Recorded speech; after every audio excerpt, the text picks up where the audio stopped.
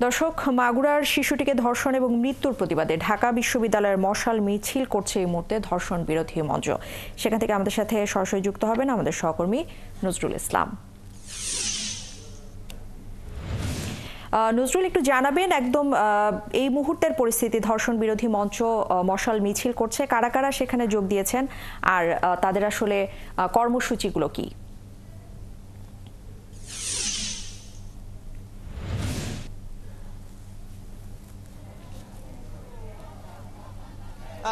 যেমনটি জানাচ্ছিলাম, যেমনটি জানেন যে আজ থেকে ঠিক বেশ কয়েকদিন আগে যে মাগুরা যে শিশু ধর্ষণের শিকার হয়েছিল, সেই শিশু ধর্ষণ শিকার হওয়ার পরে আসলে মাগুরা থেকে ঢাকা মেডিকেল কলেজে তাকে উন্নত চিকিৎসা দেওয়ার জন্য তাকে নিয়ে আসা হয়েছিল।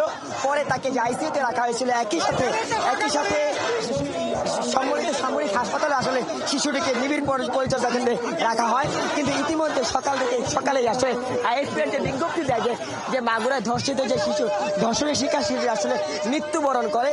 এই সব কিছু মিলিয়ে যে ধর্ষণের প্রতিবাদে ঢাকা বিশ্ববিদ্যালয়ের রাজু ভাস্কর্য থেকে শুরু করে নীলক্ষেতের মোড় মুখ হয়েছে সম্মিলিত সকল শিক্ষার্থী, ছাত্র, জনতা এবং ফ্যাসিবাদী সকল যে আন্দোলনগুলো রয়েছে, তারা সকলে মিলে আসলে যে ধর্ষণ বিরোধী মঞ্চ, সেই ধর্ষণ বিরোধী মঞ্চ আসলে যে মাগুরায় যে শিশু ধর্ষণ ছিল এবং তার যে ধর্ষণের বিচার, ধর্ষণ এবং ধর্ষণের যে বিচার, সেই ধর্ষকদের বিচারের দাবিতে আসলে সেই মশাল মিছিলটি শুরু হয়েছে।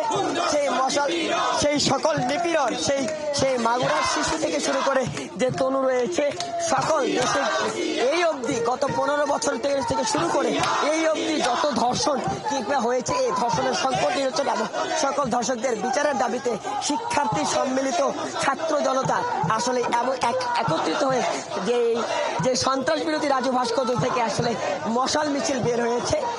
সেই মশাল মিছিলটি রাজু ভাস্কর্য থেকে শুরু হয়েছে, এখন ঠিক হাকিম চত্বর হয়ে ভিসি চত্বরে এসেছে এবং তাদের সেই পূর্ব পরিস্থিতি অনুযায়ী রাজু ভাস্কর্য থেকে শুরু করে নীলক্ষেত হয়ে আবার রাজু ভাস্কর্যের ফিরবে। এই সন্ত্রাস বিরোধী যে ভাস্কর্যের এরিয়াতে আসলে যে সম্মিলিত ধর্ষণ বিরোধী মঞ্চ আছে, তাদের এই মশাল মিছিল, তারা আসলে স্লোগানে পুরো ঢাকা বিশ্ববিদ্যালয় ক্যাম্পাসে এখন সেই উত্তাল, সেই ধর্ষকদের যে শাস্তি রয়েছে, সেই শাস্তি যাতে তারা পায় সেই প্রত্যাশার কারণে।